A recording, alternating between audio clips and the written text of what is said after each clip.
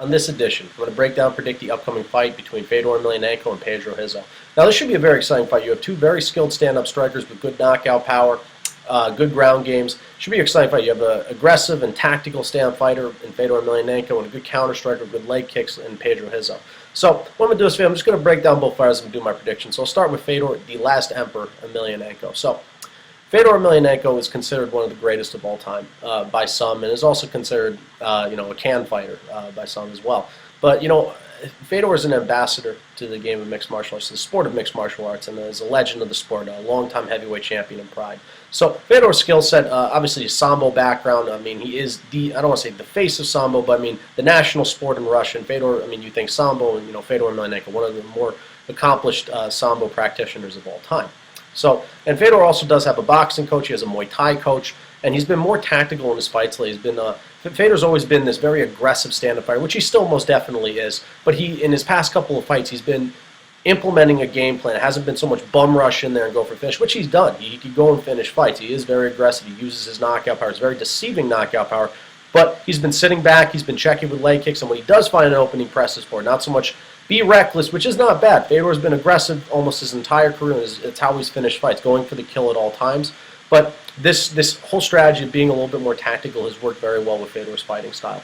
So in Fedor's stand-up game, Fedor is the quicker fighter in this fight. He throws a lot of strikes, a lot of volume striking, throws punches and bunches. He can work the body, but he likes to go after the face. He pops forward with explosiveness in his feet, and he's been using leg kicks very well to the body and to the leg. He's been checking with leg kicks. He's been finishing his combinations or starting his combinations with leg kicks as well. And with his deceiving knockout power, everybody thinks Fedor is this knockout artist and expert, which he most definitely can do. He can finish fights with knockouts. He can finish fights in the blink of an eye. He can finish fights at any time of the fight. Fedor does have 9 knockouts on his resume.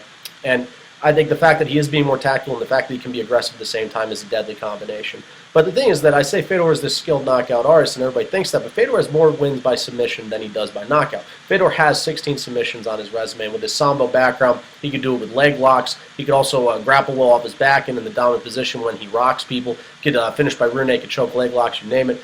And he can fight well. He can ground and pound as well. He can fight well off his back and try and submit fighters, but we've seen fighters impose their will on him. The bigger fighters, obviously a monster like Bigfoot Silva, but he can fight well off his back, and he can fight well in the dominant position as well. So some pros and cons for Fedor Emelianenko. I'd say pros is definitely his deceiving knockout power. I'd say he's the more explosive and fast guy in the fight. He's just a lot quicker than Pedro Rizzo.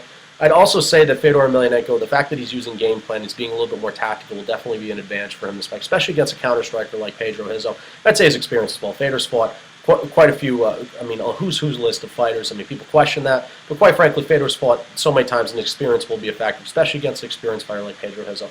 Cons for Fedor Emelianenko, I'd say his size is definitely a factor. He's the smaller guy in this fight. Reach, he has a 3-inch reach disadvantage in this fight. He has a 74 to Rizzo's 77. I'd also say, I'm not here to say that Fedor has a bad chin, but he has been finished before, obviously by the ultimate chin tester, Dan Henderson. But Fedor Emelianenko has a battle-tested chin. But Pedro Rizzo has knockout power, and if Rizzo does land that heavy strike, he could very well finish Fedor Emelianenko. It is a possibility, but he does have a battle-tested chin. And where I see Fedor being successful in this fight, use his movement, use your speed. You've got to pick your spots, especially against a smart stand-up fighter like Pedro Rizzo. You got to pick your spots, and if you do rock Rizzo, you got to go in for the kill. He could try and catch you with the counter strikes, but I think if Fedor uses his movement, uses his combinations, checks the kicks that Rizzo's throwing him, and catches him and goes in for the kill, I think he'll be successful and win this fight either by knockout or TKO. So that's where I see Fedor being successful. So Pedro Rizzo is a very well-experienced mixed martial artist. He's fought in multiple promotions, fought in the UFC before, and he's fought quite a few fighters, big-name fighters. Not having the best success against them, but he has defeated some big-name fighters. So his skill set, he's a very good counter striker, a very smart stand-up fighter. He likes to let people play into his hand, and he likes to catch them when they're off guard. And his leg kicks, he's got absolutely devastating leg kicks. He can check the range very well. He throws these devastating leg kicks to either the legs or the body. Can hit the head as well. He's a very skilled kicker, and he's got dynamite in his hands. Very good knockout power. He has 11 knockouts on his resume, and he can be aggressive. He can strike in the clinch as well. And if the fight does get down to the ground, he can implement game plan as well. And on the ground as well, as he's never been submitted before. He does have very good submission defense, and back to the stand-up department is that, smart stand-up fighter. He can pick his gaps very well, and when he does use his counter-striking, he is very effective. So how Fedor's aggressive slash tactical striking matching against his counter-strike, I think, is one of the biggest factors in this fight.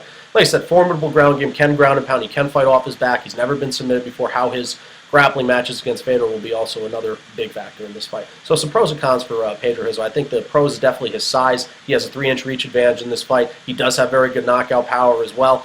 And I'd say also the fact that he is experienced as well. He has fought quite a few good fighters. He hasn't been the most successful against these big name fighters, but he has fought some talented fighters. And also, I said knockout power. He's one of the only guys to knock out Josh Barnett. That's a tall task, especially against a guy with an iron chin like Josh Barnett. Cons for Pedro Rizzo, I'd say his speed. He's not the faster fighter in this fight, not at all. Fedor is much faster than Pedro Rizzo in this fight. And I'd also say his chin. Pedro Rizzo has been knocked out 6 times in his career. He definitely has a questionable chin, especially in the heavyweight division. I think, having a good chin is a big factor, especially against a guy with deceiving power like Fedor Emelianenko. And where I see Pedro Rizzo being successful in this fight, I think he's got to use his leg kicks effectively. He's got to keep Fedor at a distance, especially use his reach. He's got to fight his reach well in this fight. And if Fedor does charge forward, he's got to be accurate with his strikes. He's got to use his counter-strike to his advantage. Use your reach and fight your reach effectively. He could knock out Fedor Emelianenko. I think it's a tall task. He could take this fight to decision. I think that's also a tall task.